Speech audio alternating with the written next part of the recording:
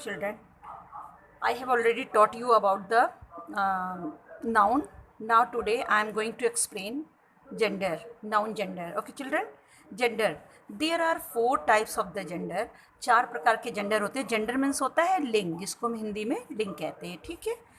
अब जेंडर के बारे में बताना है. First is the masculine gender, second is feminine gender, third is common gender and fourth is the neutral gender. अब मस्कुलिन जेंडर क्या होता है आप ज़रा देखिए बेटा. ठीक है. Masculine gender it is use for mails. Means male means होता है पुरुष जाति. ऐसे शब्द जिनसे पुरुष जाति का बोध होता है, मतलब ये पुरुष जाति के शब्दों पुरुष जाति के लिए यूज़ किया जाता है. जैसे पुरुष मीन्स हो गया, जैसे कि बॉयज पर्सन इसको कहते हैं हम लोग. जैसे कि बॉय से हमें पता चल रहा है कि ये लड़का है. ठीक है. लड़का मतलब पुरुष जाति का है. मैन मीन्स आदमी, ये भी पुरुष जाति का. लॉयन मीन्स शेर, ये भी आपका. शेर मीन्स मेल पर्सन. शेर के बारे में बात हो रही है. ठीक है. कॉक मीन्स मुर्गा, आपको पता ही है. ठीक है. तो ये सब चीज़ें क्या है, मेल पर्सन को डिनोट कर रही है. ठीक है. मतलब पुरुष जाति को डिनोट कर रहा है. और feminine gender, what is the feminine gender? Feminine gender के बारे में बताते हैं. It is use for feminine. ठीक है. Sorry, females. ठीक है. फीमेल्स मीन्स हो गया महिला के लिए. ठीक है. मतलब स्त्रीलिंग के लिए, ये स्त्री के लिए यूज़ किया जाता है. स्त्रीलिंग के लिए. जैसे गर्ल से हमें पता चल रहा है कि लड़की, वुमेन औरत, लॉयनेस शेरनी, हैन मुर्गी. ठीक है. यहाँ पे देखिए कॉक है, यहाँ पे हैन है. यहाँ लॉयन है, यहाँ लॉयनेस है. मीन्स यहाँ पे पुरुष का है, मीन्स इसका मेल पर्सन है. यहाँ पे फीमेल का है. ठीक है.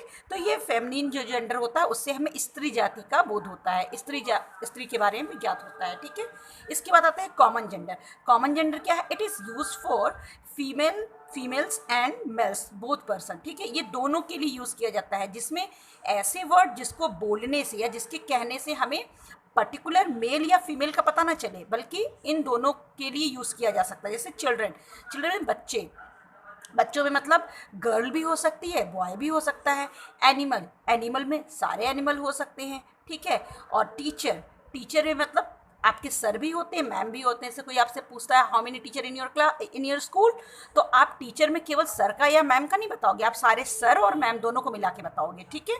तो टीचर मीन्स हो गया सर और मैम दोनों हो गए. ठीक है. ऐसे ही फ्रेंड में सारे होते हैं, बॉयज़ भी होते हैं, गर्ल्स भी होते हैं. मतलब फ्रेंड से पर्टिकुलर पता नहीं चलेगा गर्ल की बात हो रही है बॉय की. फ्रेंड में सारे बॉयज़ सारे गर्ल्स जो भी आपके फ्रेंड हो.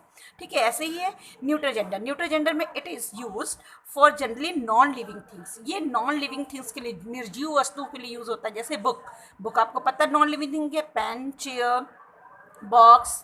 ठीक है. Car, mobile, etc. ये सब चीज़ें क्या है, ये आपके नॉन लिविंग थिंग्स हैं. ठीक है. तो अब जरा सा एक बार हम लोग देख लेते हैं किस तरीके से होगा. जैसे अगर मान लीजिए हम कहते हैं यहाँ पे, सपोज मान लीजिए यहाँ पे हम कहते हैं डॉक्टर. ठीक है. डॉक्टर आपका कौन सा जेंडर होगा? कॉमन जेंडर होगा. क्यों कॉमन जेंडर होगा? आप देखिए, क्योंकि डॉक्टर में आपको पता है कि जेंट्स डॉक्टर भी हो सकते हैं, लेडीज़ डॉक्टर भी हो सकती है. ठीक है. जेंट्स भी हो सकते हैं, लेडीज़, मतलब कि लड़कियां भी डॉक्टर होती हैं, बॉयज़ भी डॉक्टर होते हैं, और दोनों के नाम के आगे हमें डॉक्टर लगता है. मतलब ये क्या हो गया? कॉमन जेंडर हो गया. ठीक है. और फिर अगर हम कहते हैं टीचर. ठीक है. टीचर में आपको पता है सर भी होते हैं और मैम भी होती हैं. ठीक है. अगर केवल मैम लिखेगा तो आप फेमिनिन बताओगे. सर लिखेंगे अगर तो आप मस्कुलिन बताओगे. लेकिन अगर टीचर लिखा है तो कॉमन जेंडर बताओगे. ठीक है. उसी तरीके से आप आ जाते हैं हम लोग इसमें स्टूडेंट्स में आ जाते हैं. स्टूडेंट. ठीक है. स्टूडेंट में आपको पता है कि हम अगर हम डिनोट करते हैं, suppose students listen carefully, it means कि सारे बच्चे सुनो ध्यान से, मतलब लड़के भी और लड़कियां भी. तो ये क्या है? कॉमन जेंडर हो गया स्टूडेंट. लेकिन अगर हम बोले गर्ल्स, ठीक है, तो गर्ल्स मीन्स हो गया आपका फेमिनिन जेंडर. अगर हम बोलते हैं बॉयज़ तो आप समझ जाओगे कि masculine gender. Okay children, I think आपको अच्छे समझ में आ गया. Thank you. इसी तरीके से आप आगे भी पढ़ते रहना.